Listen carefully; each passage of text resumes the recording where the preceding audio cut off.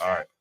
Coming back to you live from downtown Pomona, it's me, Havana, presents the R&R podcast where we talk sports, cigar, and entertainment. We got a hot interview for you coming up right now. Episode 30, part 2. Rob, take it away, baby. How you doing today? It's a special one. We got Ronald Patton. He's going to introduce, what he does. We're happy to have you, man. Thank you for coming. Yeah, brother. First question, how'd you enjoy part 1? Well, let me say this. You guys have been hospitable. I mean, sticks, drinks. It's all we love do. here. It's what we It's all do. love here. And part 1, I as you can see, I'm a sports fan. I see. And, I see. The first part we went through sports. We talked about starting, benching, and cutting, and all of that. I'm into all of that. If you love sports, man, this is a place. If you love cigars, this is a place. If you want to just come and chill, this is a place. Mi Havana, is that the name? Mi Havana, downtown Pomona. Come on now. The flyest, dopest cigar lounge in California. Yes, sir. Yes, 3 sir. stories. So let me ask you a question for those people that have black and white TVs at home. Who's your team, man? I could see it, but speak on it. Who's your team? I am a diehard Denver Broncos fan. My first question is why? Just coming up, I dug Peyton Manning? Elway. I dug Elway, and I'm gonna tell you about Peyton. Okay. I dug Elway, and he was the king of the 2-minute drill. But I loved him back at Stanford, and I just moved with him. But in regards to Manning, because you mentioned Manning of the newer era, Manning was actually my favorite quarterback over Tom Brady. Okay, when he was with Indy before he came to Denver. Okay. Now, I got some Elway trivia for you, by the way. All right. Well, go ahead. Now, I have an Elway jersey. I did not get a Manning jersey because he's not organic. Love him, but he wasn't organic.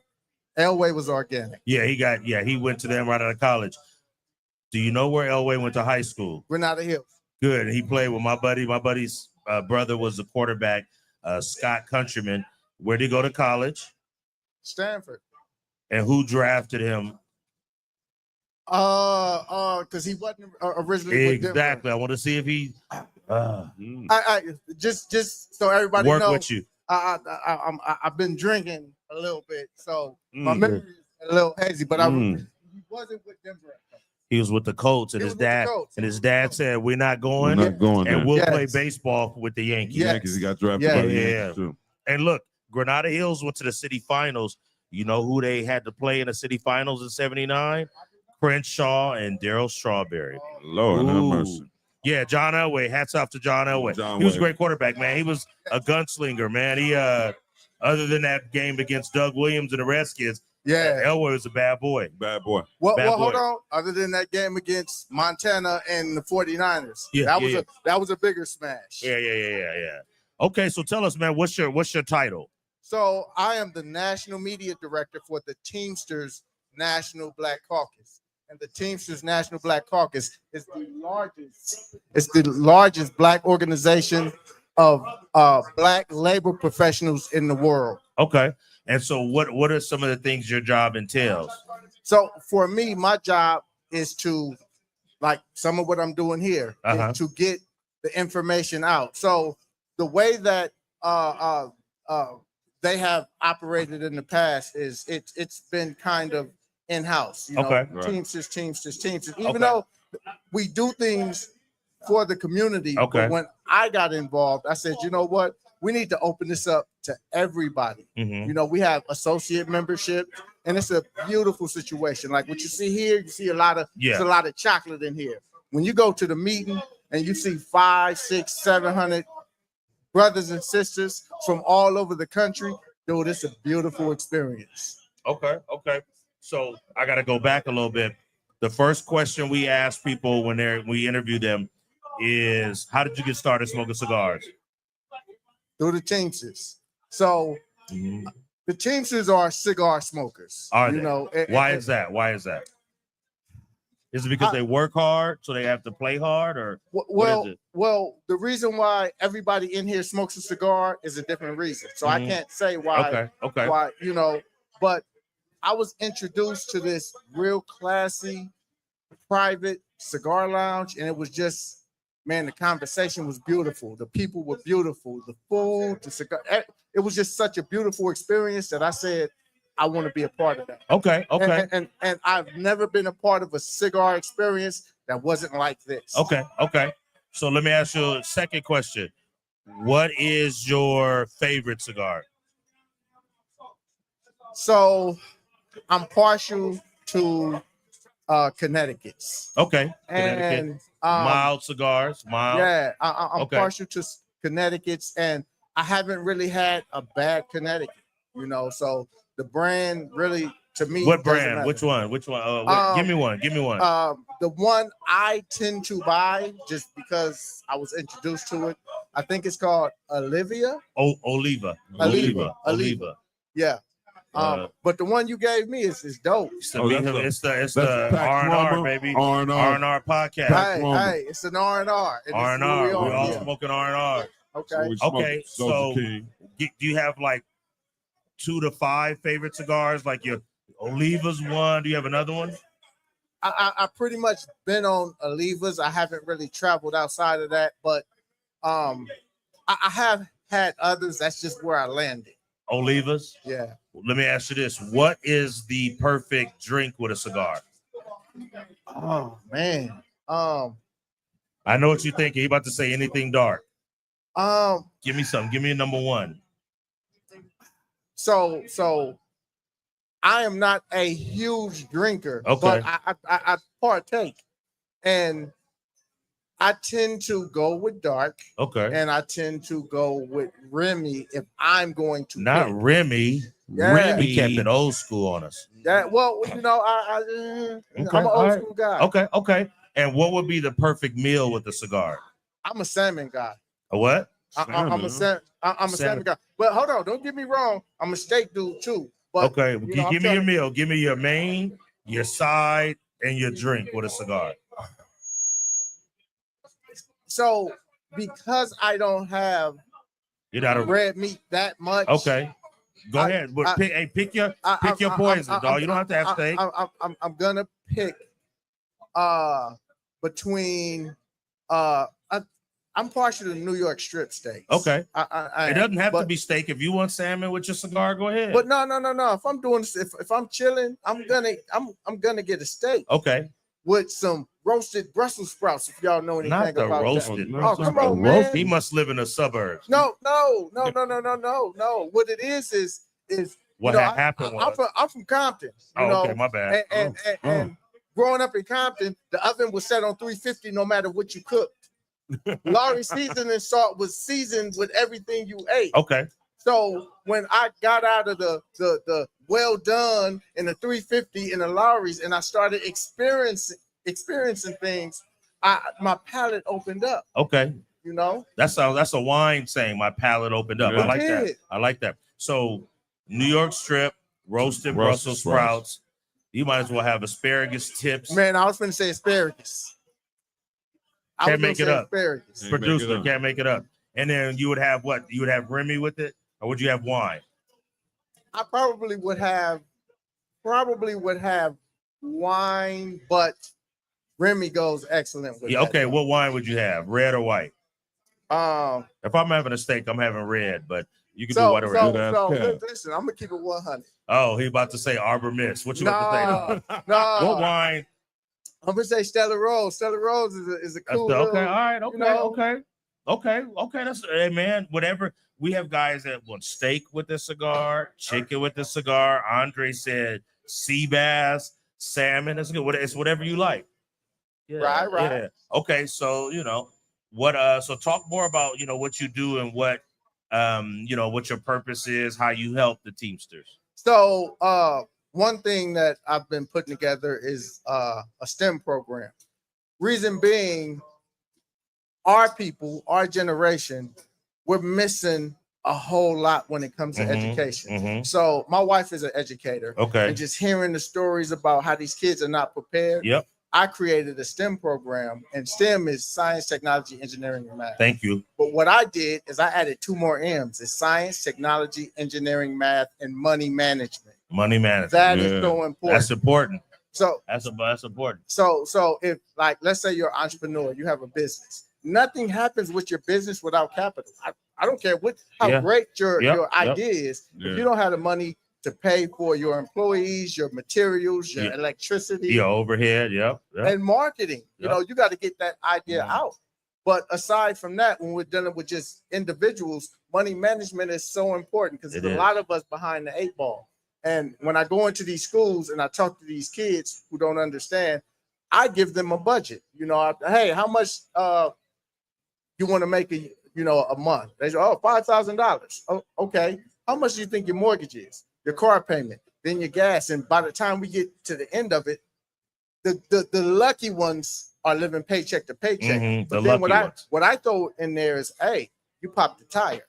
Your engine needs work, or this, that, and the other. You know where you're going now? Payday loans. And now you're stuck in this cycle. We ain't even paying money every month. We ain't even started talking about credit cards, because you come from the best home in the world, but if you don't have any financial literacy, the first piece of mail you get when you go to college is a credit card. Yep. And then it's just a cycle of debt from there. So that's what we're really trying to help the community understand, the importance of finances. So when you said, you talked about going into schools, what age group, like where are you going? Are you doing middle school, intermediate, high school? Who are you talking to? So we're talking to everybody, but the STEM program targeted 12th graders because the next year they're going to enter the workforce. Yes. Now, the way that the schools are set up, they bring in colleges, and the vast majority of people do not go to college. They enter the workforce. So it's really doing our people, we're really everybody, a disservice.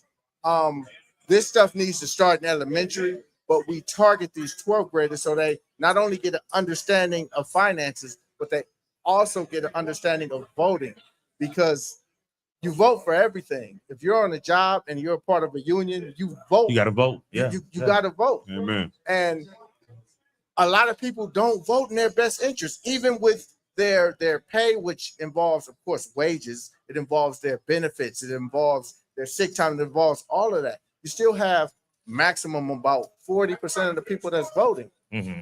So you have people who just leave money on the table because, oh, this is how it works anyway. Oh, you got to get in the game, man. Okay. Yeah. What's something you would want us to know about what you do? Tell us something that you want us to know that we want to share. Well, you gave us some good facts. You talked about as the largest organization of Black labor workers. What's something else you want us to know? Well, a couple of things. One, it's really incredible for us to be in spaces where we see us. And this is, like me being here, and then our convention. Our convention is when is that, August. By the way? When is it? Every August. And where is it this year? This year's local. This year's in Long Beach. It's August 13th to August 17th in Long Beach. Okay. And when I tell you, it's a beautiful thing, because you have brothers and sisters from Florida, you got brothers and sisters from New York, Philadelphia, Chicago, Texas, and we just all come together under one understanding, man. And it's beautiful. I love it. Okay. What are some of the things that the members get at that convention? Education. Well, let me put education to the side.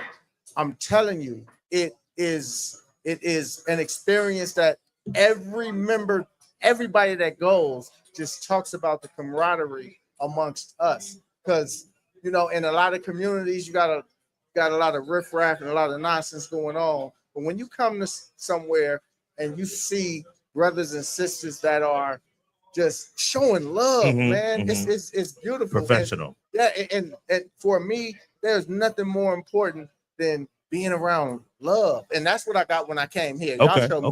Okay. All day, baby. That's what we do at Me Havana every week. Randy, what you got for him? Yeah, I understand what you're saying, because I'm in the IBW, local 11, for sure. And so my brother over there, Derek, and I always used to say, when I came out of high school, I had the dream too to play basketball and all that, but in college, I knew college wasn't for me, man. You know what I'm saying? Wow. Yeah. And I started late, but I went to my union, and they never outreach to the kids. You know what I mean? Like in high school, and my hat's off to you for doing that. Thank you.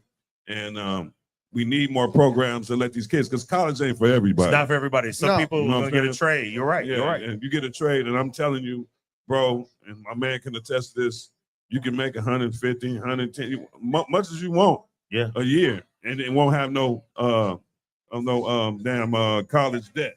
Yes, sir. Yeah, you know what I'm saying? That's real. That's real. A lot of people need to know that. I think we need to outreach more to these kids in these inner cities, and they got programs when you go to the pen and you come home, and they'll get them straight and get them in the labor union. Okay. Get them, get wherever you need to go. But we need more outreach to let these kids know, like you said, hey, college, okay, military, okay, but you can go right here. Get some money and feed your family. And let me ask Randy a question. Yes, sir. How long have you been a member of a union? 20-some years. 20-some years. Wow. Yeah. Okay, that's good. So we actually have a reentry program, and we're working with the Federal Bureau of Prisons to help these guys get back into society. And it's really important, man. We really need to start reaching down, because see, I was born in 71. I was born on the heels of the civil rights movement, and I used to watch us reach down and pull people up. We're in a society right now we don't where do that everything anymore. is about me. Yeah. It's about us. It's about us. You're right, brother. Yeah, That's we true. walk That's around, true. you know what? We walk around with our hands closed. You walk around with your hands closed, you ain't gonna get, you gotta open your hand up to get blessings, man. Yeah. People walk around, don't want to share information, want to be gatekeepers, and want all that, man. Like you said, we need to pull everybody up, and for this next generation, man. And we got to pull people up, man. We got to get back to that. It's the reason why we target high school seniors. Okay. It's because we want the elementary, the middle school, and the 9th, 10th, and 11th graders to see it. So back in the day, are you guys familiar with the Weeblos? No. Okay, so it was Weeblos, Cub Scout, and Boy Scout. I did. I ain't do none of Boy that. Scout. I'm not So- ashamed to do it. I was in the hood. Randy Scouts. was rougher No, than me. well, Hold on. I was in the Cub Scouts and the Boy Scouts. He was in the tiny gangsters, the baby gangsters, the original gangsters, and the retired gangsters. Hey, I went to a den meeting once. Yeah. And I was like, man, miss me on that. That ain't my den, ain't my mama, den mama. So when I was little, I wanted to be a Weeblo, not because I wanted to be a Weeblo. I wanted to be a Weeblo because my brother and his friends were Boy Scouts. And the understanding was to be a Boy Scout at my age, I had to be a Weeblo, then a Cub Scout, then a Boy Scout. And I talk about tables. So think of the family dinners. Okay. Back in the day, you had the little kids table, you had the big kids table, and you had the grown folks table. Yes, sir. And you could not switch tables until it was your time. If you was a little kid trying to sit at the big kids table, get out of here. If you was a big kid trying to sit at the adult table, no, you couldn't do that. Where we are now, you don't have these tables no more. You have adult guys who hang out and smoke and drink with these young cats. They're supposed to be teaching these young cats, not hanging out with them. Exactly. I'm 53 years old.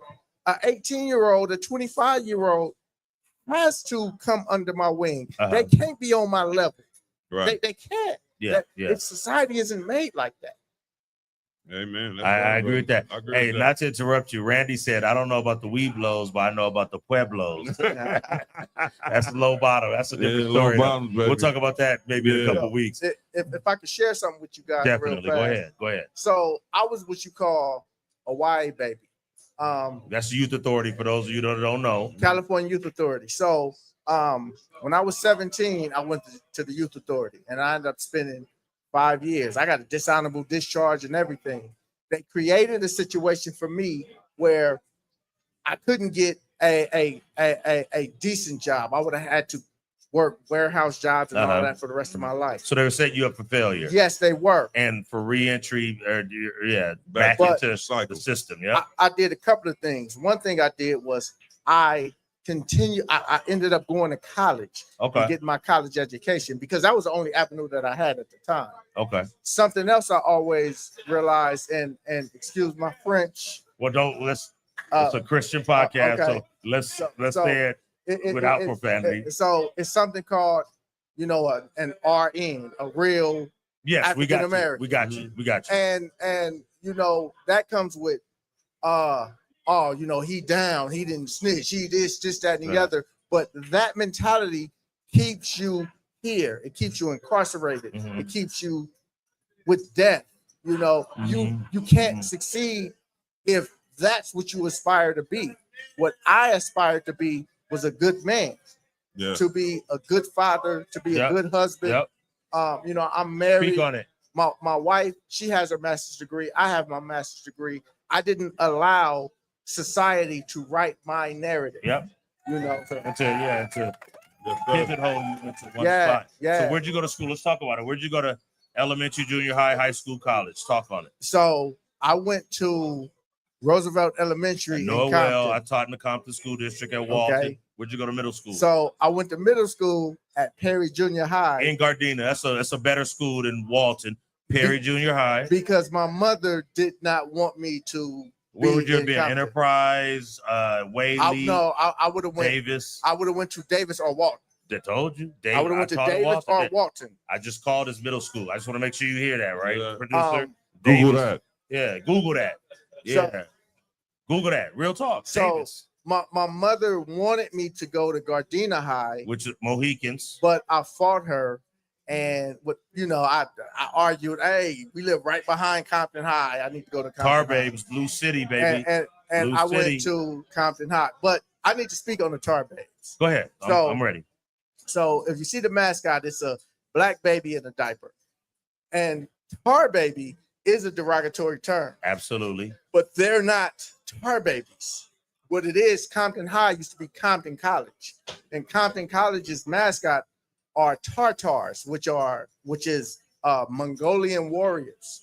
So when they transferred Compton College to the high school, Compton High School, they became the Baby Tartars and shortened it to Tar Babies. Okay, we getting real history here. Well, it's I don't want people thinking that the school has a racist mascot. Okay, it's not. Okay. No, we appreciate that. And then where'd you go to college? Where'd you go? So I went to a few different colleges. I went to Cal State Dominguez. Stop right there. Excuse me. No. Cal State San Bernardino. I thought you were almost a Cal State Dominguez Hills Toro like me. But I got my degree from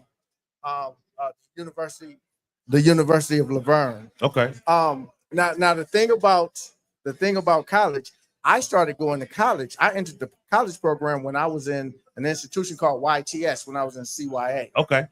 And what happened is, great story about that. But what happened is, I was on the blue side, and this guy that was on the red side, he was the school's in the institution. He was the school's financial aid advisor. Okay. So one day he was like, I got to talk to you.